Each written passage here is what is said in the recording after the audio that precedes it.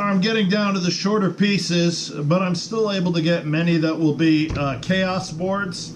They are my best sellers for cutting boards. People just love them. But I've never had a lot of them because I really never had enough of the mixture of woods to make it work. This particular time I've got a ton of it, and so I'm doing what I can.